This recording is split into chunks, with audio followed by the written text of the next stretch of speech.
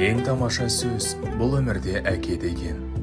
Суыққа бір шалдырмай мәпелеген, өмірдің соқпағымен өрге тартап, алдымен адам бол деп жетелеген. Тағдырдың кеуде тосып шартысына, біз үшін түскен майдан ортасына, алаңсыз сауық сайран шалқып жүрміз, біз бүгін әкелердің арқасында. Анашан, шаңыраққа болдың пана, жамандық қылмаушы едің ешбір жанға. Амал не, жоқсыз бүгін ордамызда, сағынды ғана сізді баршамызда. Жанана, ол қызыңның тірек едің, тірі болсаң шарқылдап жүрер едің. Болмасаң да бүгін біздің жанымызда, айтқан сөзің тәтті күлкің жадымызда. Жұбанышпен жанымыз жабырқаула, сағынышпен туғандары еске алады. Өзіңізбен өткен күндер жадымызда мәңгіге сақталады.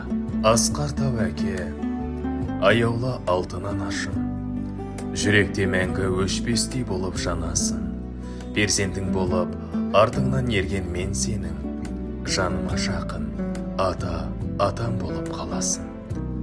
Балаларың беделіне балаған, бақытты боп жүргендерін қалаған. Бізді бағып мейірімімен өсірген ата-анамыз біздер үшін данашан. Еркіндікті жаны сүйер әр адам, біз туғанбыз әке деген дарадан. Үміт сыйлар бір-біріне тән адам, біз туғанбыз ең аяулы анадан.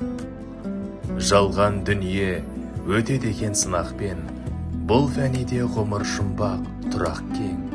Жұма сайын жеті шелпек Құран аят бағыштап, деп тілейміз Алла өзі жарыл қағай жұмақпен. Еске аламыз жарқылдаған жүздеріңді, қойны суық қара жерге бере алмай. Сағыныштан ет жүрегіміз езілді, амал бар ма құдіреті күшті Құдайға. Не істерін Алла бізден сұрайма. Асыл бауырлар, ақ жүздеріңді сағынамыз, Алланың жазғаны ғой не қыламыз.